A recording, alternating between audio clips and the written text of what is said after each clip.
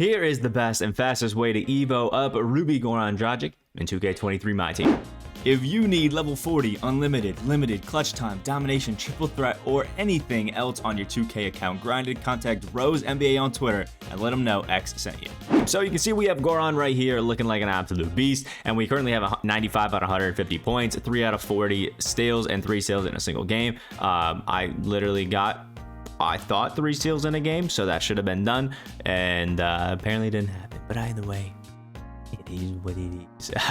Played one game with this Goran Dragic just to get those 6 threes in a game, and I was kind of using him more passively. I was going for Evan Fournier when I was using Goran Dragic, so a lot of the steals that I've been getting or attempting to get were with Evan Fournier. But either way, Goran Dragic is great. These are the general things you need to get, and you actually get some pretty good boosts. Plus 37 in interior, plus 16 in perimeter to give him an 89, better lateral quickness, pass interception, block, plus 33 in steal to go up to an 89, which is just crazy, and you get some great badges on these. Gold or Hall of Fame floor general ankle braces, gold challenger, clamp, silver glove, gold interceptor, menace, Hall of Fame pick dodger, and silver pogo stick. Makes him an absolutely amazing card to get a lot of these things done with. And if you actually combine him with Joe Ingles, you can actually get the 40 or 50 assists, that Joe Ingles needs as passes to Goran Dragic, those 50 assists. If all 50 of them are 3-pointers, that actually is a perfect little equalizer right there between the two of them. So that's just something to keep in mind. You can pick up both of these guys and do both these evos at the same time. The thing that is going to obviously really help is putting a coach that is going to help you play defense. So I've put on Mike Malone because I've been trying to get steals with 2 of the cards today, and my god, is it difficult. But you have the defensive coach right here. Now, if we just look at what it actually boosts up on Goran, I'll put him into the game. It's not going to be like, you're not going to get plus 3 in steal, which is a little bit annoying that they did that. But if we check him out, you do get plus 3 perimeter defense, defensive consistency, and lateral quickness. The plus 3 lateral quickness and perimeter defense are definitely going to be helping, especially that lateral quickness, just because we're going to be doing a steal method to try to help him get steals. There also aren't really many badges that you can add onto Goran that can actually help him get steals, because you would get them later on. So that's a little bit annoying, but just keep that in mind. And there are a few modes that I do recommend a little bit more than others. Triple threat, just not something that I'm really a fan of in getting these steals, just because a lot of the times whenever you get close to getting that steal, somebody down the court does a backdoor cut and then the AI passes it to it. So triple threat just isn't really my favorite mode. So I tend to do these in either clutch time or in these challenges sections right here, the skill challenges and the basketball fundamentals, and usually the inside scoring one, because the game automatically finishes when you score 5 post moves. That can be drop steps, fadeaways, hook shots, whatever it is, with the same player. So essentially you get a semi-pro game with 12-minute quarters. You can end whenever the hell you want, and it's usually pretty easy. You can get steals on LaMelo and Terry Rozier, which both don't have unblockable or anything like that. So it can help a little bit and be kind of nice, and they throw some scary passes from time to time because they like to play fast, so that can generally be fun. But I've done a lot of mine in clutch time, where I was running Goran Dragic, pretending Bojan is Evan Fournier, Joe Ingles, Michael Porter Jr., and just trying to get a bunch of steals with a lot of the guys. And that's generally what I've been doing, just to try to get some of my steals that can, hopefully help. And then one thing that you also could do is head over to your controller settings right here before you load into the game and scroll all the way down to defensive assist strength. So defensive assist strength determines the effectiveness of AI defense movement assistance. So essentially how much you kind of slide and how much 2K is helping you on defense and forcing you to do certain animations or movements on the court going a certain way that maybe you don't want to do. So if you have this all the way up on 100, 2K is going to have almost full control over where you're going, and basically what you're doing just doesn't really matter too much.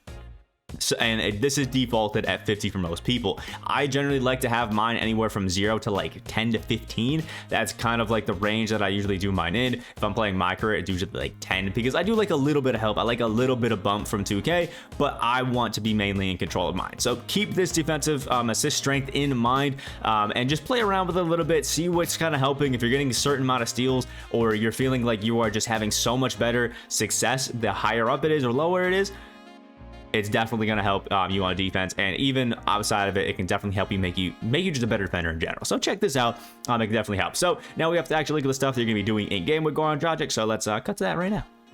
All right, so we're here with Goran Dragic in the game, but what you're first going to want to do is go over to your game plan and go over to offensive settings, and then just change your freelance to the Bucks 2018. This is just because he's a ball dominant wing who can score, distribute, things like that, whatever, but it allows you to get some isolation plays, and it keeps just some optimal spacing, just because sometimes, you know, you'll get an open three and then they just close out on you. So the best way to get some of these threes with Goran Dragic, especially after on these low games, is literally just hold R2, and then hit diagonal up into the opposite direction with the right stick, and then down on the left stick, and you'll get the nice little snatch back like I got right there with Dragic. And it's pretty simple and easy. Obviously, when you're on defense, you're going to want to be going for steals and just trying to interrupt some passing lanes, get some steals literally just like that. And what else you can do is also hold R2 and then just hit straight back on the right stick. You'll get a little hop back right there, and as long as you're good at timing your jumpers, you can get those super easy. Now Dragic needs 150 points, so you can kind of score these however you want, but you do also need to just get 6 threes in a game, so you can just stop whenever you want. But if you're playing on these like semi-pro difficulty games, I mean, there really is no reason to not do it. What I also like to do, if you can't time your jumper, hop back to this 4-point line, and then if you get those greens, boom, now we have 18 points with Goran Dragic, and we get those. I'm pretty sure 4-pointers will count towards this 6 in a game, just because they are farther shots, so that's definitely pretty cool. So just keep that in mind, that you can do those, and it'll kind of really help out. And then for the rest of the buckets, it really doesn't matter. These can be free throws, layups, not really dunks. Goran Dragic doesn't really dunk, but I just think it's easier to do 3-pointers and 4-pointers on some low difficulty games, just because I mean, it's a low difficulty games, and one bucket or one extra point is always a W. Why would you work harder when you don't have to? Especially if you can consistently hit some of these 4-pointer shots, and even just get some of the whites on them. So that's just generally the best way. And then when it comes to getting steals with Goran Dragic, this one's definitely a little bit difficult. And Dragic has 2 different steals challenges.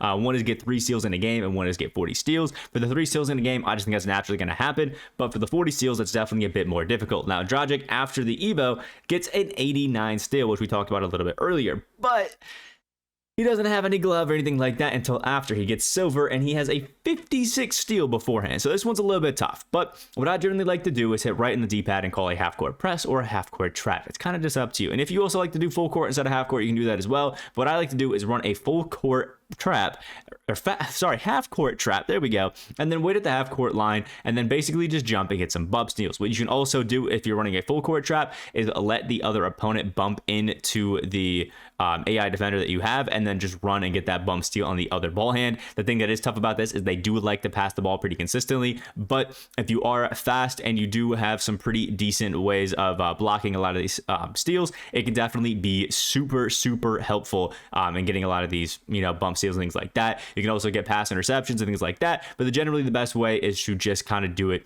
this way, or like you saw a little bit earlier, just jumping some passing lanes against some AIs and trying to get some of those steals. But generally the way that I like to get my steals the best with Goran Dragic and a lot of other guys is wait at that half court and jump on them. What you can also do is, you know that the AIs are probably going to cross over when you get there, so start running toward the hand that they are currently dribbling the ball in, and then last minute make a break to the opposite hand to try to bump some of those. You can also, if you see pick and rolls, get ahead of it and run to the other side of the screen that they're going to be running to and get some steals like that. Just some general ways and ideas you can get steals. What I also recommend is, if you are somebody who's really good at playing passing lanes, you are really good at just jumping passing lanes, making people, you know, second guess if they should pass it, and is getting steals like that, or just getting bump steals in online, it actually might be an easier method to play online games to get some of these steals, because you also have a chance of running into people who are also doing the same thing of trying to get steals evos done, and just pass back and forth steals to each other. It's definitely a bit of a cheesier way to do it, but it is something that can definitely help. I used Evan Fournier in an online game, and through 2 games got 6 steals, 3 in each game, because it was just so much easier to get steals in online games because you just play passing lanes and bait passes.